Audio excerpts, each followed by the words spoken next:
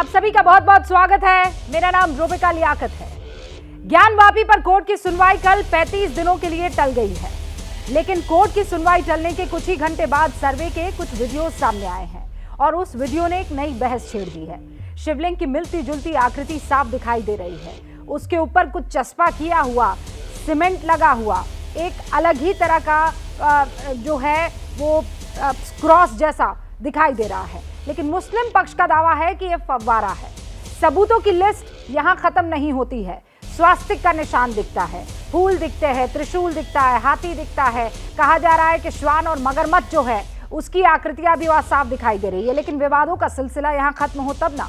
Video leak होने पर सवाल उठ रहे हैं। पूछा जा रहा है कि जब वीडियो की गोपनीयता बरकरार रखनी थी तो फिर यह वीडियो लीक किया तो किसने किया? कोर्ट तय करेगा कि वीडियो किसने लीक किया और उसके खिलाफ क्या कार्रवाई होनी चाहिए। लेकिन सवाल उस वीडियो के अंदर मौजूद तस्वीरों को लेकर अब उठ खड़े हुए हैं। हिंदू पक्ष इस वीडियो के आधार पर अपने दावे को और मजबूत कर रहा है और कह रहा है कि बताइए, क्या जो तस्वीरें दिख रही है वो सच नहीं है? सिर्फ शिवलिंग ही नहीं बल्कि दूसरे हिंदू निशान भी ज्ञानवापी में साफ तौर पर दिखाई दे रहे हैं, कुछ और तरफ इशारा कर रहे हैं। ज्ञानवापी का विवाद अब बढ़ किस तरफ रहा है? क्या ज्ञानवापी के वीडियो ने फव्वारे की थ्योरी पर अब फुल स्टॉप लगा दिया है? आज इन तमाम सवालों के इर्द गिर्द हुंकार होगी, लेकिन पहले मैं चाहती हूं कि इस डिबेट से पहले आप उन तमाम बयानों को सुन लें, उन तमाम तस्वीरों को गौर से देख लें और फिर होगी हुंकार।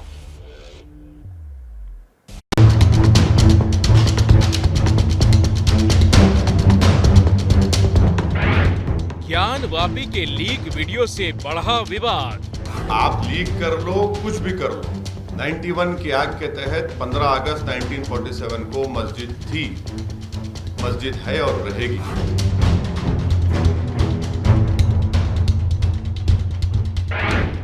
ज्ञानवापी के लीक वीडियो के पीछे कौन?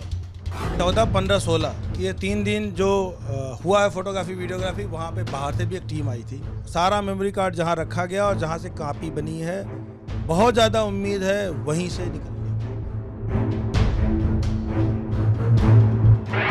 क्या वीडियो की होगी सीबीआई से जांच? देखिए, ये वाकई ही बड़ा गंभीर विषय है। राष्ट्रीय सुरक्षा के साथ खिलवाड़ किया गया है और इसको लेकर हमने माननीय जिला न्यायालय में सीबीआई जांच के लिए एक प्रार्थना पत्र दिया है। अच्छा, अपने हम लोगों को लिफाफे में मिला सीडी। माननीय न्यायालय सुनवाई के उपरांत उन्होंने कहा कि 4 जुलाई को जिस दिन डेट पड़ी हुई है, आप लोग उसी दिन डेट पे आइएगा, सुनवाई हो। हम लोग सीबीआई जांच की मांग कर रहे हैं और लीक हुआ है तो जांच होने से उसमें किसी को आपत्ति नहीं होना चाहिए। ज्ञानवापी पर अगला कदम क्या होगा?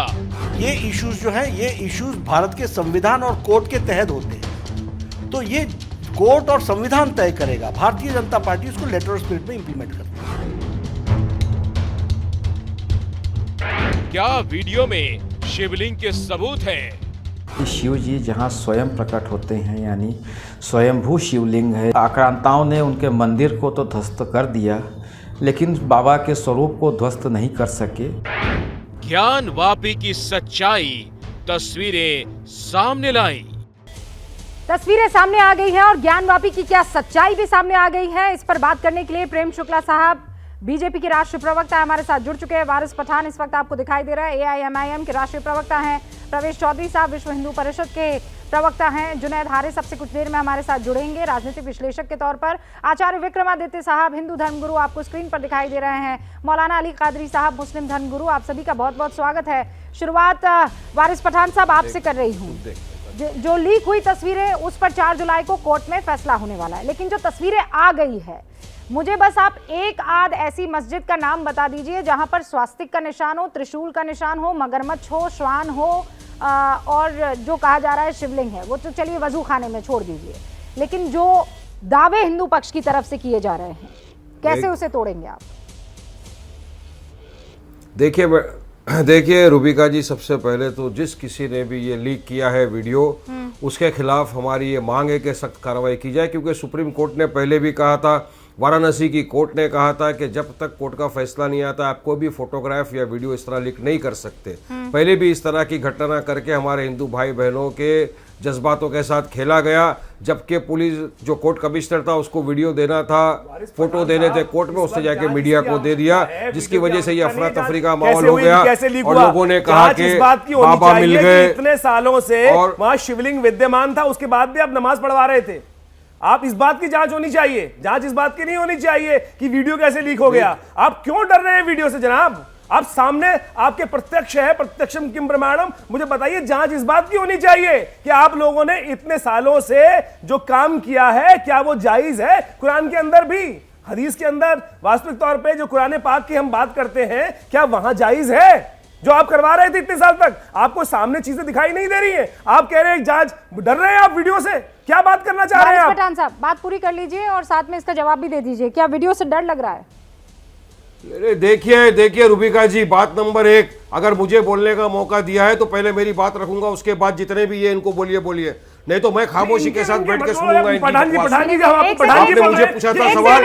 आचार्य विक्रमादित्य जी, ये तरीका नहीं है, ये तरीका नहीं है। प्लीज एक बार सब अपना ओपनिंग रिमार्क देंगे, उसके बाद जिसको डिबेट करनी है वो डिबेट कर सकते हैं। ये हमारे हुंकार की परंपरा रही है, तो हमें इसे निभाना चाहिए। वारिस पठान अपनी बात रखेंगे, फिर उसके बाद आपको जो कहना है वो आप कह सकते हैं, लेकिन टोका टोकी अभी नहीं। वारिस पठान कंप्लीट कीजिए। देखिए, सर्वे कमिश्नर ने पहले भी इस तरह की हरकत की थी कि उसने मीडिया के सामने जाकर फोटोग्राफ को वायरल कर दिए थे। तब कोर्ट ने संज्ञान लेते हुए कहा कि सबसे पहले इस तरह की चीज़ों को रोकना है, क्योंकि ये लोग जाके हमारे हिंदू भाई बहनों के साथ खिलवाड़ कर रहे हैं। देखो, बाबा मिल गए, शिवलिंग मिल गया, जबकि मैटर कोर्ट के अंदर पेंडिंग है। और हमारा तो रुबिका जी साफ ये मानना है कि 15 अगस्त 1947 को वहाँ पर ज्ञानवापी मस्जिद थी और प्लेसेस ऑफ वर्शिप ऑफ 1991 के हिसाब से आप वहाँ का कैरेक्टर हो या नेचर हो, किसी को चेंज नहीं कर सकते। इसी इंटेंट से प्लेसेस ऑफ वर्शिप एक्ट 1991 बना था, जिसका संज्ञान सुप्रीम कोर्ट ने भी लिया। बाबरी मस्जिद का वर्शिप एक्ट जिसका आप जिक्र कर रहे हैं, मानना सबको करना पड़ेगा। अब ये जाके बोल देना कि आप ये कहते हैं कि आप ये कहते हैं कि आपकी पार्टी सिर्फ मुसलमानों की पार्टी नहीं है। हालांकि इस पर बहुत लोगों को शक हो सकता है कि आप सिर्फ मुसलमानों की नहीं, आप हिंदुस्तानियों के मुद्दे उठाते हैं। If that is the case, तो फिर ये प्लेसेस ऑफ वर्शिप एक्ट 1991 का जिक्र आपने तब क्यों नहीं किया जब वहां पर श्रृंगार गौरी की पूजा अर्चना से रोका गया था महिलाओं को? मामला तो तभी से शुरू हुआ ना, तब क्यों नहीं आपको ये एक्ट याद आया? सुनिए रुबिका जी, सुनिए, जब प्लेसेस ऑफ वर्शिप एक्ट की सुनवाई चल रही थी ना, पार्लियामेंट के अंदर डिबेट हुआ था। पार्लियामेंट के डिबेट में उस वक्त जो सांसद थी उमा भारती, उन्होंने खड़े होकर ज्ञानवापी की जो मस्जिद है उसका जिक्र किया था। ज्ञानवापी की मस्जिद के ऊपर वहां पर डिस्कशन हुआ था। उसके बाद में ये सारी चीजों को ध्यान में रखते हुए सरकार ने कायदा पास किया है। तो क्या मैं पूछना चाहता हूं, भाजपा वाले 1991 प्लेसेस ऑफ वर्शिप एक्ट को मानते हैं नहीं मानते? ये पार्लियामेंट में पास किए हुए कानून को भी नहीं आप मेरे सवाल को घुमा रहे हैं। कहना है ना कि मैं कह रही हूं इस प्लेसेस ऑफ वर्शिप एक्ट 1991 का जो बार बार आप जिक्र कर रहे हैं और जितनी मर्तबा आपने इसकी तस्बीह की है, वो तब आप लोगों को क्यों याद नहीं आया जब श्रृंगार गौरी की पूजा अर्चना से जो बदस्तूर जारी था रोका गया महिलाओं को? तब आप क्यों नहीं आए लड़ाई? या फिर कह दीजिए कि मेरी पार्टी तो सिर्फ मुसलमानों के लिए लड़ेगी, बाकियों के नहीं। याचिका करता नहीं, सुनिए रुबिका जी, जो याचिका करता है हमारी 5 महिला हिंदू बहनें जो सुप्रीम कोर्ट में गई है, इनका याचिका क्या है कि हमको रोज इजाजत दी जाए प्रार्थना करने की। वो साल में एक बार करते थे और 500 साल से तो वहां पे लोग नमाज पढ़ रहे हैं। वजू खाना 500 साल से वहां पर मौजूद है, उसके अंदर फाउंटेन 500 साल से मौजूद है। वहां के केयर टेकर ने कहा है, वहां के स्थानिक लोगों ने कहा है, सीनियर काउंसिल ने सुप्रीम कोर्ट के अंदर ये खड़े होकर कहा है कि वहां पर नमाज होती थी, होती रहेगी। और वहां पर जो फाउंटेन है वो पढ़े पहले आप और वारिस पठान साहब, अरे सुनिए, मोहब्बत का केस पकड़ो। अरे आपसे तेज बोल सकता हूं, अरे आपसे तेज बोल सकता हूं, आपसे तेज आवाज में बोल सकता हूं। आप मुझे ना तुम्हारी कोशिश करें, आप गुंडागर्दी जो कर रहे हैं पूरे विश्व में, मुझे बताइए कि 1991 के पीछे जाके छुप जाते हैं हर बार में छुपने के लिए। मुझे बताइए ना कि यहाँ धार्मिक मामला के अंदर आप मुझे बताइए कि आप धार्मिक लॉ से भी ऊपर हो गए, आप धार्मिक लॉ से ऊपर हो गए। यहाँ पर आप लोग जबरदस्ती, जहाँ कहा जाता है कि जहां पर मूर्ति है, जहां पर किसी का भी वजूद है, वहां पर नमाज नहीं कर सकते हैं, जहां पर कोई कॉन्फ्लिक्ट है वहां नमाज नहीं कर सकते, उससे बड़े हो गए आप। आज अपनी अरे सुप्रीम कोर्ट ने बोला है, मालूम है तुमको? अरे सुप्रीम कोर्ट ने क्या बोला? ये बदतमीजी सुप्रीम मत कोर्ट ने करें, क्या बोला मालूम है तुमको? ये बदतमीजी मत कर, तुम धड़क मत सुप्रीम करें। कोर्ट ने क्या मैं बोला? आपकी वास्तविकता समझ में आ रही है। सुप्रीम कोर्ट ने कहा है कि वहां पर नमाज भी पढ़ सकते हैं, वजू भी कर सकते हैं। पता है आप हार रहे हैं जनाब, आप हार रहे हैं, आपका कोई औचित्य नहीं है, हार रहे हैं आप, इसीलिए आपकी फ्रस्ट्रेशन है, गुस्सा बढ़ रहा है आपका। एंजाइटी कंट्रोल करें, आचार्य बीपी की दवाई विक्रमादित्य जी, ले आपने अपनी बात कह ले दी। लीजिए। ओके, आपने अपनी बात कह दी, वारिस पठान ने अपनी बात चलिए, मैं ऐसे लोगों की लेकिन बात का जवाब नहीं देता, मैं ऐसे 1991 लोगों की बात का जवाब नहीं प्लेसेस देता। ऑफ वर्शिप एक्ट जिसका जिक्र हो रहा है। वारिस भाई रुक जाइए एक सेकंड, विक्रम साहब रुक जाइए, आप दोनों नहीं, एक सेकंड रुकिए, रुकिए, अपने आप को बोलने वाले रुकिए, खोटे-खोटे रुकिए, राजा नहीं हो, बादशाह नहीं है, रुकिए, बादशाह नहीं है, रुकिए, नो डिस्टर्बेंस सर, ऐसे नहीं चलेगा। नहीं, बिल्कुल नहीं, बिल्कुल नहीं। आप जानते हैं दोनों, इस चीज का मैं पूरा ख्याल रखती हूँ कि कोई अपना मर्यादा नहीं तोड़ेगा। प्लीज सब अपने अपने टाइम पर अपनी बात रखें और जितनी कड़वी बात बोलनी बोलिए, लेकिन भाषा की मर्यादा मत तोड़िए प्लीज। रुक जाइए, वारिस पठान रुक जाइए, विक्रमादित्य रुक जाइए अभी। प्रेम शुक्ला जी स्क्रीन पर, प्रेम शुक्ला जी स्क्रीन पर, प्रेम शुक्ला जी स्क्रीन पर, और कोई नहीं। आप लोग पहले एक गिलास पानी पीजिए, थोड़ा सा सब्र कीजिए और उसके बाद आगे जी रूबिका जी। प्लेसेस ऑफ वर्शिप एक्ट 1991, बार बार इसी का रट्टा मार रहे हैं रूबिका जी। वारिस पठान साहब कह रहे हैं बीजेपी को इस पर भरोसा नहीं है क्या? जी जी जी, देखिए भारतीय जनता पार्टी को पूरा भरोसा है, लेकिन प्लेसेस ऑफ वर्शिप एक्ट 1991 जो है इस मामले पे लागू होता है कि नहीं लागू होता है तय कौन करेगा? न्यायालय तय करेगा। न्यायालयीन प्रक्रिया पर अविश्वास किसको है?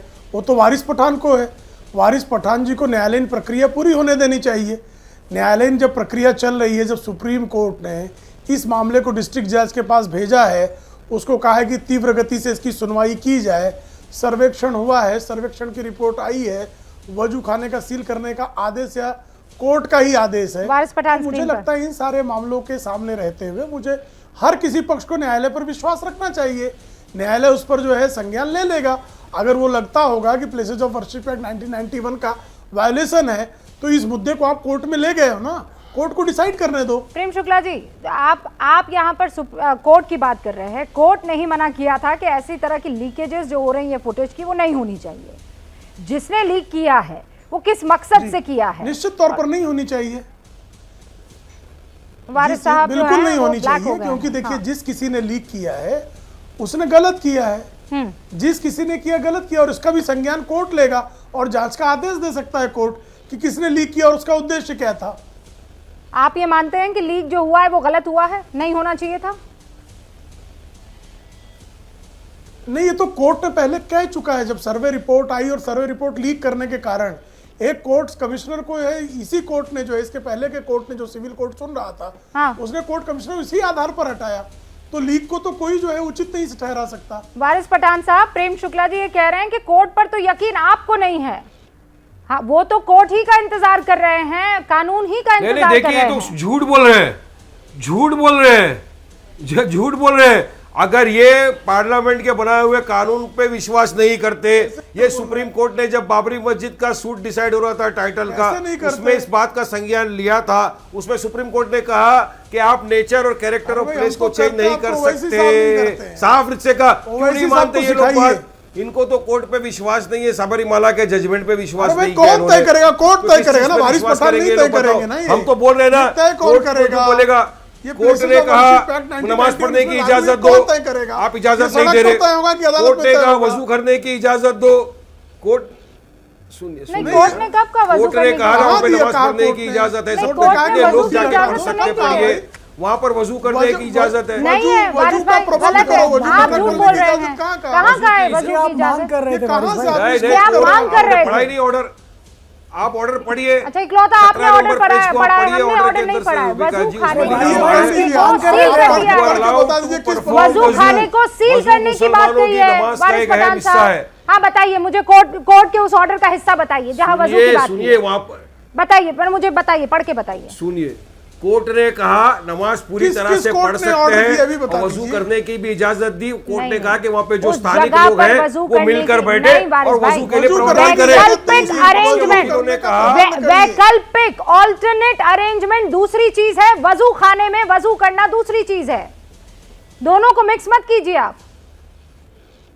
वजू खाना, अब आप देख रहे हैं ना कैसे वहां पर सीलिंग है, तो यही तो पक्षकार का बोलने वो की, क्या है, इनकी केस क्या है, सफेद झूठ बोलने का मुस्लिम इनका पक्ष अभ्यास केस क्या रख रहा है कि हमको वहां पे वजू करने की इजाजत दीजिए। हम 500 साल से वजू कर रहे हैं, तो वजू करने की इजाजत मिली है। सिर्फ वो जो डिस्प्यूटेड स्ट्रक्चर है जिसको हम बोलते हैं फुआरा है, ये बोलते हैं शिवलिंग है। जिस जगह पर वजू हो रही थी, जिस जगह पर 500 साल से आप वजू करने का दावा कर रहे हैं, वहां पर वजू नहीं करने के लिए कोर्ट ने क्लियरली कह दिया है। आप दो बातें मिक्स कर रहे हैं और यही मिक्सिंग खतरनाक है हिंदुस्तान के लिए। आप सच को ट्विस्ट मत कीजिए ना। आप फाउंटेन को टच नहीं कर सकते मैडम, फाउंटेन को टच नहीं कर वो सकते। आपके लिए फाउंटेन है। फुआरे को और मुझे ये बताइए ऐसा कौन सा फाउंटेन है? नहीं, आप मुझे वजू हिंदुस्तान करेंगे? में एक फोटो दिखा दीजिए ऐसे फाउंटेन की जो मस्जिद में है, जो लगता है शिवलिंग सा है, काला काला सा है, जिसमें कोई नक्काशाई नहीं है, बिल्कुल हूबहू ऐसा फाउंटेन। आपको हिंदुस्तान में एक नहीं, हिंदुस्तान की सैकड़ों मस्जिदों में लेकर चलूंगा आपको। अरे वो तो मास्टर स्ट्रोक में हमने बताया। मुझे एक ऐसा फाउंटेन बता दीजिए जो शिवलिंग की तरह दिखता हो, बिल्कुल काला जैसा हूबहू उसका, चाहे वो महाकाल हो। हाँ तो बता दीजिए मुझे ऐसा शिवलिंग, ऐसा फाउंटेन बता दीजिए भाई, बता दीजिए। मुझे यकीन है, एक नहीं मैं दिखाऊंगा। उसके बाद प्रेम शुक्ला टीवी पर आकर माफी मांगेंगे सबके सामने और बोलेंगे पठान साहब नाम बता दीजिए, नाम माफ कर दो। अरे पठान साहब नाम पता है, कुछ मस्जिद का नाम होगा, इलाका होगा, महल में भी कुछ नाम होगा, पोस्टल एड्रेस होगा। सुननी बड़ी, अरे पोस्टल एड्रेस, बड़ी मस्जिद में दिखाता हूँ, पोस्टल एड्रेस बता दो ना। मस्जिद में दिखाता हूँ। अरे पढ़े लिखे आदमी हो, पोस्टल एड्रेस बता दो ना, पोस्टल एड्रेस, पोस्टल एड्रेस बता दो भैया, हम चले जाते हैं, इंटरनेट पे सर्च कर लेंगे, इंटरनेट पे सर्च कर लेंगे। अरे बताओ ना, बताइए ना कहाँ पर। अरे मैं आपको वजू खाना है, वजू खाने में फाउंटेन है, मैं इससे मना नहीं कर रही हूँ। मैं कह रही हूँ फाउंटेन जो है वो हूबहू शिवलिंग सा दिखता हो, ऐसा फाउंटेन एक मुझे बता दीजिए तो मैं मान जाऊंगी। प्रवेश चौधरी जी कह रहे हैं ऐसे हजारों फाउंटेन हैं, वारिस पठान बता देंगे सारी चीजें। अभी इनको अगर कोई भी ऐसा स्वास्तिक टाइप निशानी दिखता है तो ये बोल देते हैं कि ये भी मंदिर है। मेरे पास एक टी शर्ट है प्रेम शुक्ला, टी शर्ट भाई क्या स्वास्तिक का निशान मस्जिद में होता है? क्या होता है? स्वास्तिक का निशान है। स्वास्तिक हमारे यहाँ साक्षात भगवान का प्रतीक माना जाता है। स्वास्तिक हमारे यहाँ भगवान का प्रतीक माना जाता है। आपको किसी और के ऊपर हमारी बात न लगाए। तीन और मेहमान इंतजार कर रहे हैं। आचार्य विक्रमादित्य रुकिए, वारिस पठान रुकिए, प्रवेश चौधरी एक एक करके बोलिएगा, लड़िएगा मत प्लीज, लड़िएगा मत, आराम से इत्मीनान से हम अपने तथ्यों को रख सकते हैं। वारिस पठान रुक जाइए। वारिस भाई और वारिस भाई के जैसे तमाम जो लोग हैं, मेरे मेहमान हैं, वो तो क्या मानेंगे? वारिस पठान मेरे मेहमान हैं और आप उनके साथ इस तरीके से बदसलूकी नहीं कर सकते, बिल्कुल नहीं, मैं अलाउ नहीं करूंगी। नहीं, आप फिक्र ना करें, आप फिक्र ना करें। हाँ तो मैं आपको भी कह रही हूँ, आप खामोश रहिए। अब आप मेरी इज्जत कीजिए, आप रुक जाइए। प्रवेश चौधरी, मुझे तो प्रवेश चौधरी, ये आपकी इज्जत नहीं करेगा, मैं इसकी इज्जत नहीं करूंगा। रूबिका जी मैं तो एक बात ये कह रहा हूँ, मैं तो एक बात ये कह रहा हूँ कि इस देश के अंदर नहीं करा। हमें कितने वर्ष लग गए केवल ये बताने में कि अयोध्या में प्रभु राम का जन्म हुआ। ये सब जानते थे, पूरा देश पूरी दुनिया जानती थी कि अयोध्या में प्रभु राम का जन्म हुआ। इसी तरह से मथुरा के अंदर भगवान कृष्ण का जन्म हुआ और काशी जो है वो भगवान शंकर की नगरी है, ये सब उसको जानते हैं। इसके लिए भी हिंदू समाज को लाखों बलिदान देने पड़े और कितने वर्ष का संघर्ष कोर्ट में करना पड़ा और सड़कों पर करना पड़ा। तो अब ये जो तमाम ये वारिस पठान जैसे जो लोग हैं, ये केवल एक विवाद को बनाना चाहते हैं, इसलिए बनाना चाहते हैं क्योंकि वो चाहते हैं कि इसके नाम से कहीं ना कहीं हम राजनीति कर सकें। ये केवल और केवल राजनीति की खुराक है वारिस पठान और एआईएम जैसे लीडर्स की, क्योंकि इन्होंने केवल भारत की राजनीति नहीं करनी, इन्होंने मुस्लिम समाज की राजनीति करनी है। और वो मुस्लिम समाज केवल भारत का मुस्लिम समाज नहीं, दुनिया के जो मुस्लिम समाज के लोग हैं उनको ये दिखाना है कि हम हमारे देश के अंदर मुस्लिम समाज के साथ इस प्रकार का डिस्क्रिमिनेशन हो रहा है, ऐसा ये प्रस्तुत करना चाहते हैं। इसके लिए ये तमाम तरह के ये षड्यंत्र करते हैं। इसलिए वारिस भाई, इस देश में ही मुसलमान सबसे ज्यादा सेफ है, सबसे ज्यादा सुरक्षित है और सबसे ज्यादा खुशहाल है। इस बात को आप मान लीजिए। यही डेमोक्रेसी है इस देश की, जिसके अंदर मुसलमान चुनाव जीत जाता है, हिंदू बहुल क्षेत्रों में मुसलमान चुनाव जीत जाता है। आप सोचिए, जॉर्ज फर्नांडिस जैसे नेता जो है वो बिहार से चुनाव जीतकर चले जाते हैं। ये इस देश की डेमोक्रेसी, इस हिंदू समाज का सौहार्द है, इसलिए इसको खराब मत करिए मेरे मित्र। मौलाना अली कादरी इसको साहब, खराब मत करिए। मौलाना इसलिए अली कादरी देखिए साहब, काशी में आप तो लोगों ने ज्ञानवापी देश मंदिर को है, खराब कर दिया, वहाँ नफरत शिवलिंग के है, बीज बो वो दिए, फव्वारा नहीं पूरे है। देश में नफरत और आज फैला दिया नहीं, विश्व हिंदू परिषद वर्षों ने। से- वर्षों आप से बात कर रहे वहाँ हो, पर अरे पूजा आपने तो अर्चना मेरे हो रही देश है के भाई। सेक्युलरिज्म की देखिए, धज्जियां उड़ा दी। आप देखिए आपने कि, तो मेरे देश के स्कंद संविधान की पुराण- धज्जियां उड़ा दी। स्कंद पुराण आप तो तो डेमोक्रेसी की धज्जियां उड़ा दी और आप यहाँ पे ज्ञान बांट रहे हो शराफत का। अरे क्या, अरे आपका दोहरा चेहरा पूरा देश देख रहा है। में बताया गया है कि आप लोग ने नफरत फैला दी है पूरे देश में। ये सारी बातें लिखी हुई हैं, ये सारी किसने बोला बातें लिखी हुई ज्ञानवापी हैं। मस्जिद है? आप इसको मानिए, ज्ञानवापी और- मस्जिद और है। अपना ज्ञानवापी बड़ा मस्जिद। दिल करिए, लिखी हुई है, एक सेकंड कहानी रुको। है। बड़ा दिल करिए वारिस प्रधान साहब, सुप्रीम कोर्ट ने बड़ा बोल दिल दिया। करिए और सुप्रीम इनको कोर्ट ने ऑर्डर सौंप पास दीजिए कर दिया। हिंदू अच्छा समाज को। रुकिए रुकिए, हिंदू प्रवेश समाज चौधरी को साहब रुक जाइए, आप रुक जाइए। वारिस पठान साहब रुकिए ना, दो और लोगों से, पास कर दिया, नहीं दो किया, लोगों से नहीं और बोल बात रहे कर लूं। और मौलाना अली कादरी साहब, ये ज्ञानवापी मस्जिद, मैंने ये कॉम्बो पहली बार देखा है, बड़ा लीथल कॉम्बिनेशन, मतलब परफेक्ट डेमोक्रेसी है ना। ज्ञानवापी, खालिस हिंदू नाम और वो मस्जिद के साथ भाईचारा तो यहीं दिखा है असल में, गंगा जमनी तहजीब। देखिए रूबिका जी, सबसे पहली बात तो यह है कि आप ओवैसी साहब की अभी क्लिप सुना रहे थे, तो ओवैसी साहब ने जो बात की है वो 1991 एक्ट के तहत बात की है, और वो बैरिस्टर है, वो कानून की बात कर रहे हैं, और वो कानून के तहत जो भी बात तय होगी वो तो कोर्ट में होगी।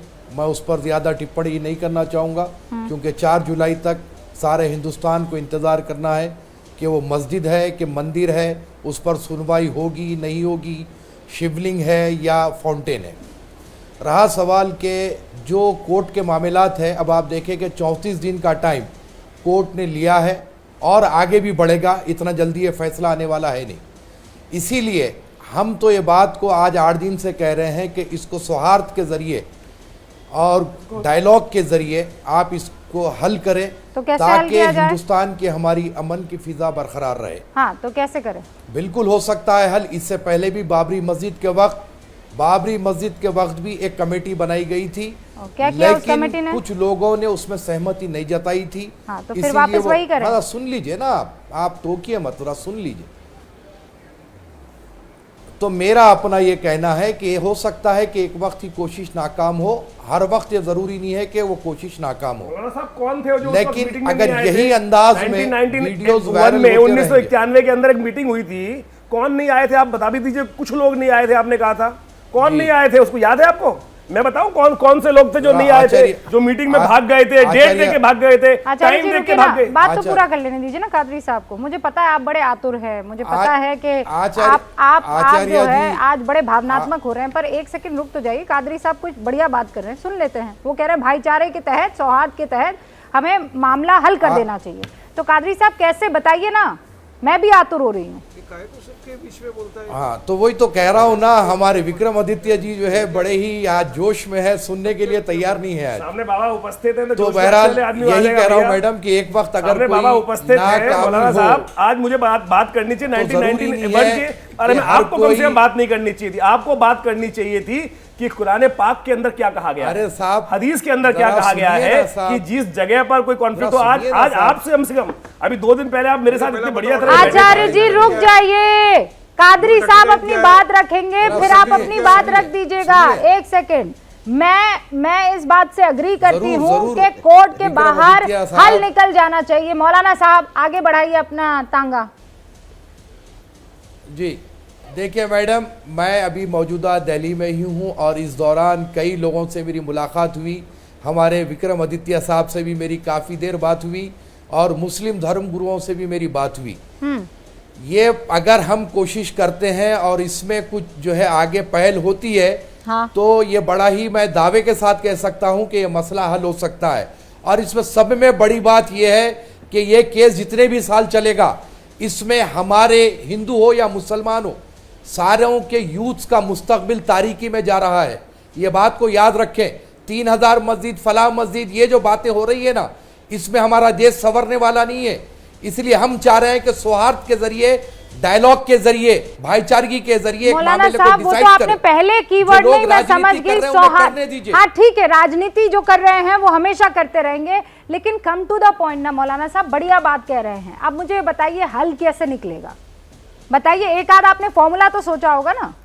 देखिए मैडम, कल हाँ बिल्कुल सोचा है फॉर्मूला, और आपको उसका भी जिक्र भी किया हूं मैं कि हिंदू धर्मगुरु, मुस्लिम धर्मगुरु, जैसे कि अभी आचार्य जी पूछ रहे हैं कि वहां पर शिवलिंग है, वहां पर स्वास्तिक है, वहां पर मूर्ति है, वहां पर त्रिशूल है, तो इसमें नमाज हो सकती या नहीं हो सकती? तो यकीनी बात है ये हिंदुस्तान के जो काबिल मुफ्तियान इकराम है ये चीज को तय करेंगे कि ये हालात में हमको क्या करना है, इन हालात में शरीयत क्या हुक्म देती है, बात तय हो सकती है। खुद मौलाना है, बात होगी नहीं तो कौन सा काम होगा? आप खुद मौलाना है, खुद आचार्य साहब, तो आचार्य जी प्लीज सुनिए ना, वो सही बात कर रहे हैं। बहुत कम ऐसा होता है कि समझदारी के साथ कोई ऐसी बात करे, तो आपको तो ये वेलकम करना चाहिए। मैं बिल्कुल वेलकम कर रहा हूं, मैं कह रहा हूं किसी और पे टाल रहे हैं, खुद बता देना, वो ये कह रहे हैं कि एक बॉडी क्रिएट कर ली जाए जो ये डिसाइड कर ले कि क्या स्वास्तिक की मौजूदगी में, मगरमच्छ की मौजूदगी में, श्वान की मौजूदगी में, घंटी की मौजूदगी में वो क्या नमाज अदा की जा सकती है, डिसाइड कीजिए।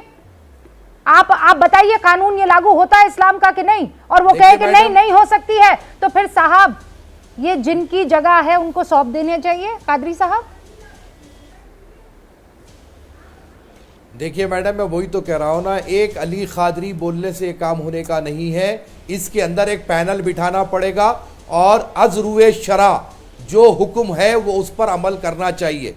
मैं फिर एक बार क्लियर कर रहा हूं, जो लोग 1991 वर्शिप एक्ट की बात कर रहे हैं, मैं यहां पर उनकी मुखालिफत नहीं कर रहा हूं, लेकिन मैं एक मजहबी आदमी होने के नाते और कल के तमाम विजुअल्स देखने के बाद मैं ये कह रहा हूं कि एक सिटिंग होना चाहिए, हर दो धर्म के लोग बैठेंगे, बात करेंगे, तो यकीनन यहां पर हल निकलेगा और हमारे हिंदुस्तान का मुस्तकबिल तारीकी की बजाय उजाले में जाएगा। वरना कल के दिन आने वाली नस्लें हमें कोसेगी। याद मौलाना अली कादरी साहब, आने वाली एक बात नस्लें कह रही हूं कोसेगी, एक बात कह रही हूं, मंदिर मस्जिद किया। मौलाना कादरी साहब, मुझे नहीं पता आज आपके इस बयान के बाद आपको कितना जो है विरोध झेलना पड़ जाएगा, लेकिन मैं आपको दिल से सलाम करती हूँ।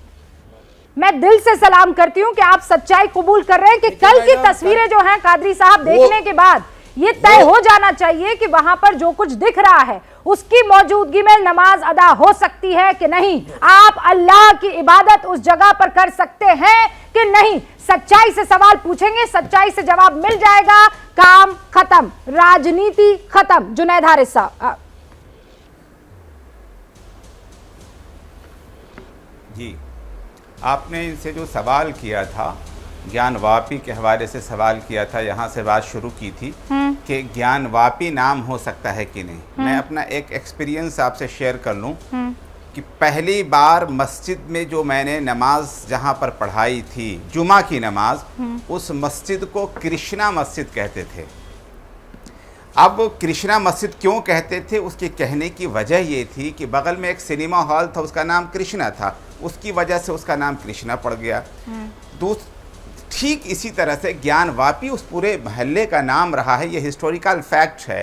तो इस वजह से महल्ले की तरफ मस्जिद का नाम किया जाना कोई अजीब बात नहीं है। मैं आपको एक चीज़ बिल्कुल क्लियर बताना चाहता हूँ, ऐसा कुछ नहीं होता है कि लफ्ज़ों में और क्या कहते हैं ज़बानों में कुछ बटी हुई चीज़ें हैं। मेरे बेटे का नाम वरदान है।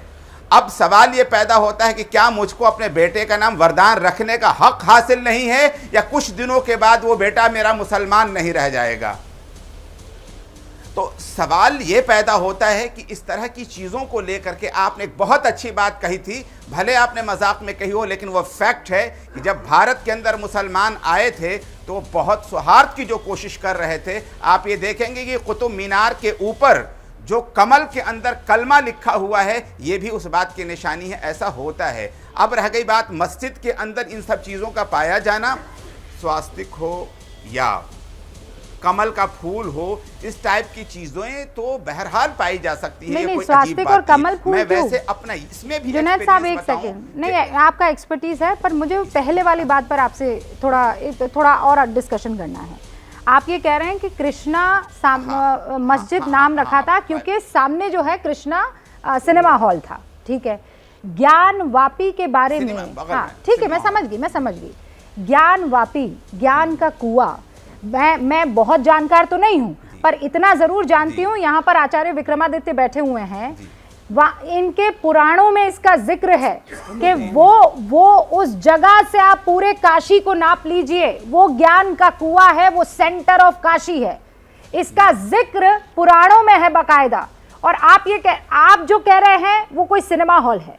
यहाँ पर हिंदू परंपराओं, हिंदू देवी देवताओं, इनके तो 3-4 जो प्रमुख भगवान हैं, वहां पर मस्जिदें हैं।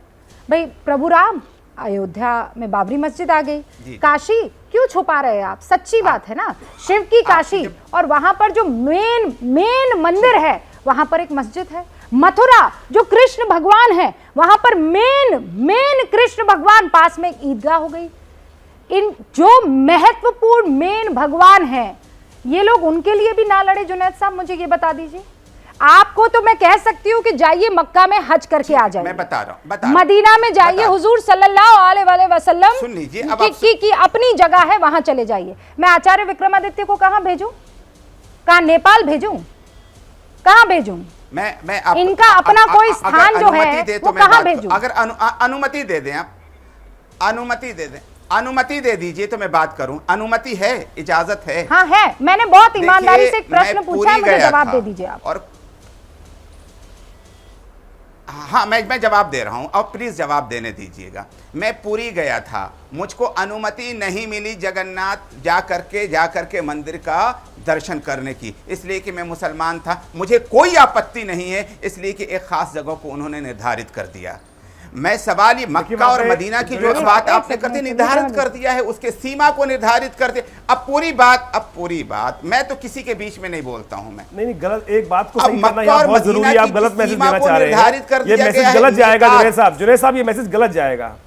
आप बताइए, एक पेरिफेरियल होता है कि हमारे मूर्ति किसी को छूने का अधिकार नहीं है, केवल पंडित जो ब्राह्मण पुजारी है वही उस पेरिफेरियल में जा सकता है, उसके अलावा कोई नहीं जा सकता है। आप अगर मक्का मदीना में मैं जाना चाहूँ, शायद जहां तक आप जा सकते हैं वहीं जा सकते हैं, उसके बियॉन्ड आप भी नहीं जा सकते, मैं भी नहीं जा सकता। तो आप एक गलत पेरिफेरियल, गलत एग्जांपल यहां देने का प्रयास कर रहे हैं, तो आप उस बात को ना समझें। हमारे मस्जिद के गर्भगृह में केवल वहां पर जो पुजारी है या जिसका स्थान है वही व्यक्ति जा सकता है, कहीं कोई बिरादर नहीं है, कोई जाति कोई धर्म की बात नहीं है, कोई धर्म कोई जाति की बात नहीं है साहब। ये गलत बात आप यहाँ ना करें। मूर्ति को स्पष्ट करने के लिए केवल वहां पर आचार्य विक्रमादित्य जी क्लियर कर लिया। हाँ, तो आपको जाने नहीं दिया, फिर आगे?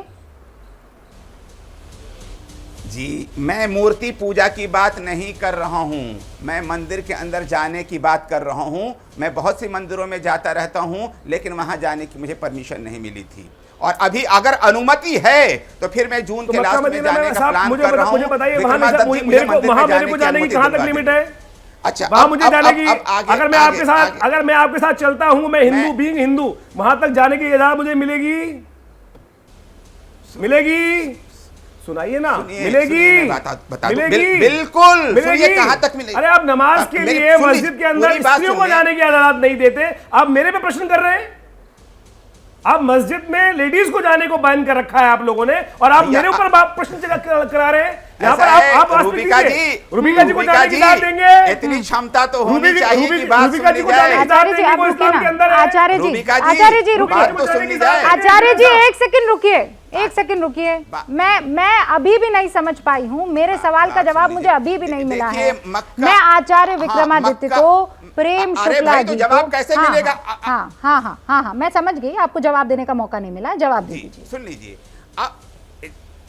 हाँ, जी। तो अब जहां तक विक्रमादित्य जी जाना चाहते हैं, मीकात एक जगह है, मीकात तक कोई भी जा सकता है, मीकात से आगे नहीं जा सकता। वहां से वो धर्म आगे बढ़िए ना, नहीं मुझे उस पर नहीं बात करनी है। जहां से हाजी अपना लिबास में जा सकता है। आगे। हाँ, ठीक है। नहीं, जो उनका जो क्वेश्चन था, मैंने उसमें आगे। तो मक्का मदीना वाली बात तो ये रही। रह गई बात काशी की, मथुरा की और अयोध्या की। अब आपको मैं इसके बारे में भी बता दूं कि काशी के अंदर जहां पर मसला है, सबसे पहले मैं उसको ले रहा हूं, और अब जिसको चाहेंगे उसको मैं बात करूंगा। 1707 में औरंगजेब मर गया था, और 1735 में वहां पर मंदिर का, काशी विश्वनाथ मंदिर का निर्माण हुआ। काशी विश्वनाथ मंदिर का जब निर्माण हुआ तो वहां पर ये इशू क्यों नहीं उठा कि इस मंदिर, ये जो मस्जिद है यहाँ पर मंदिर था, हमें इसी जगह पर हमें अपना सब कुछ करना चाहिए। महाराज उसके साइड में बनाया गया, साइड में ली गई जगह, साइड में ली गई जगह, मस्जिद को नहीं तोड़ा गया। आप गलत बात बोल रहे हैं। आप भटक गए, आप भटक गए। मैं अभी भी ये कह रही हूँ, मैं नहीं जा रही ना, नहीं आप भटक गए। आचार्य विक्रमादित्य रुक जाइए, एक सेकंड रुक जाइए। आप अभी भी नहीं समझे हैं, आप अभी भी नहीं समझे हैं। जुनैद हारिस साहब, मैं बहुत सिंपल सा आपसे सवाल पूछ रही थी। इनके प्रमुख देवी देवताओं की जगह, उनके मंदिर, अगर ये वहां नहीं पूजा अर्चना करेंगे अपने आराध्य देवी देवताओं की, तो कहां करेंगे? मैं इनको कहां भेजूं? बताइए। आपको जाना होगा, आप मक्का जाएंगे, मैं इनको कहां भेजूं? मैं कह रहा हूं कि मैं खुद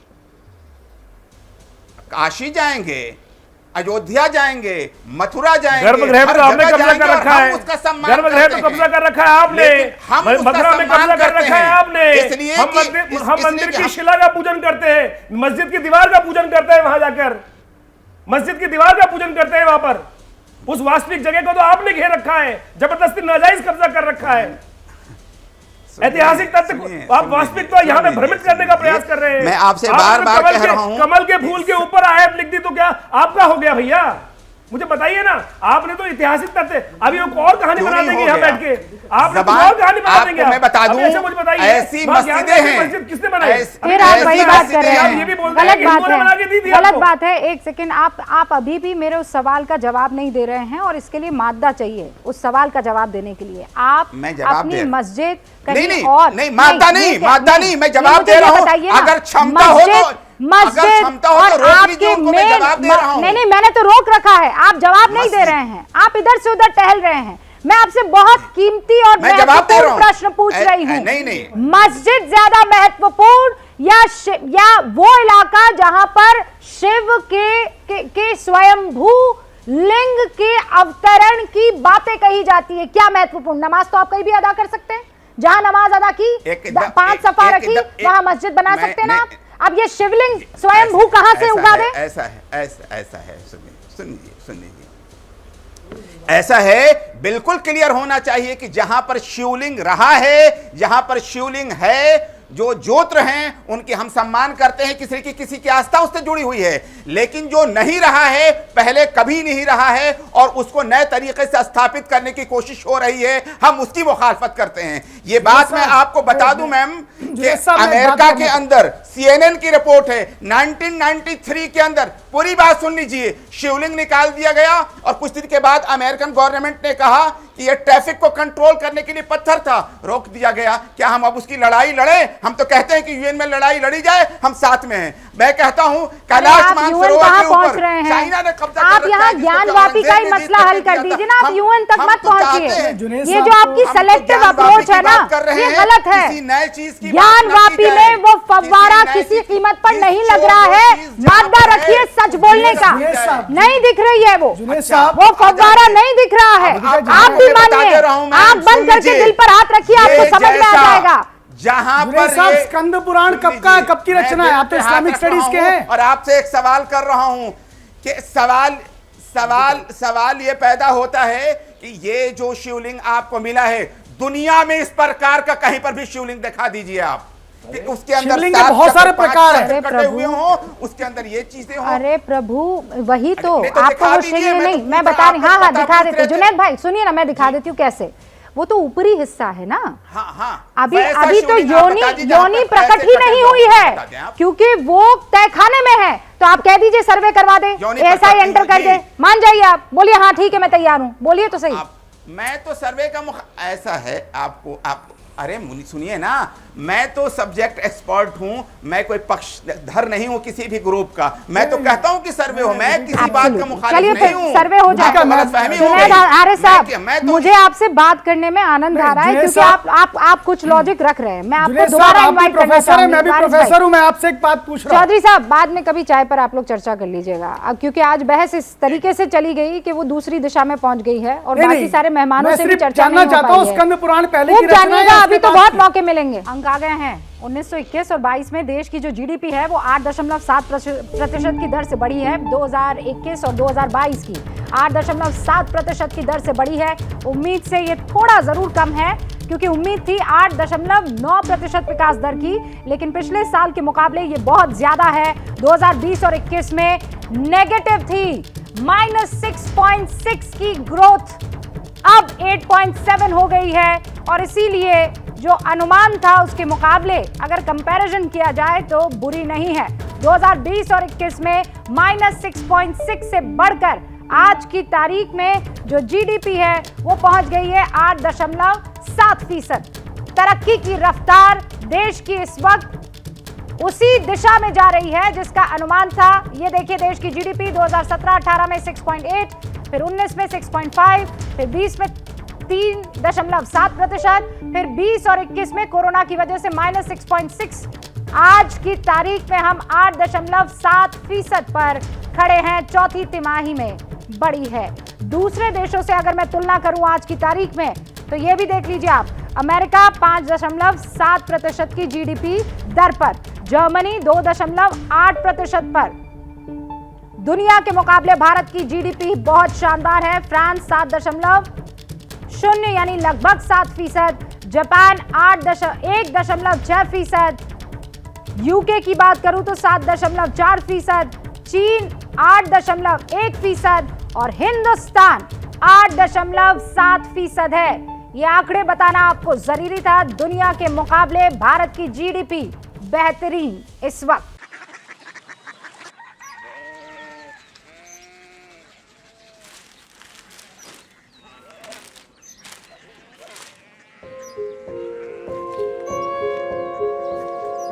बाबा बाबा, कोरिया सिटी जानिए।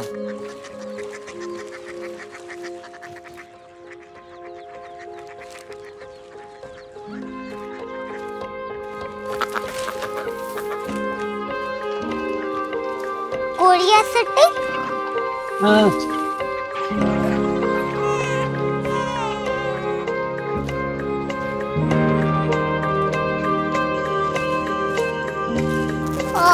कोरिया सिटी कहाँ पे है? शहर अंग्रेजी लगे हैं।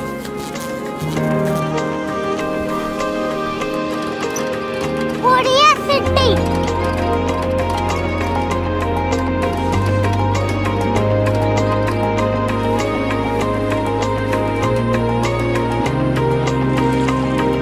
वो बहुत दूर है।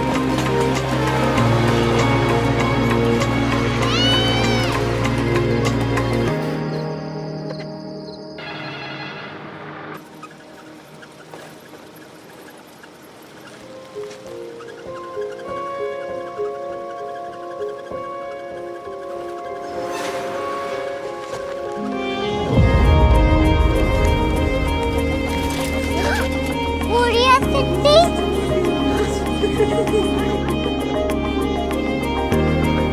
दुनिया को कुछ लोग बड़े होते हैं। कोरिया सिटी कहाँ है? प्रोफेसर साहब को पता होगा। हो, ये छोटा वाला ग्लोब लगता है। और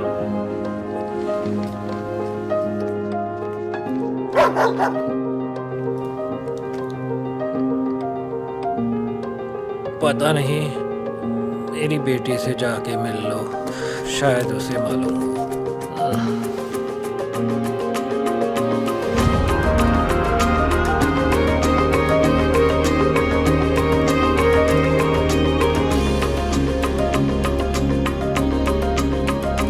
हाय, बाबा ने भेजा है। Come here. Korea city. Korea city नहीं, क्यूरियोसिटी। वो क्या? That's what brought you here? जो तुम्हें यहाँ तक ले आया। क्यूरियोसिटी।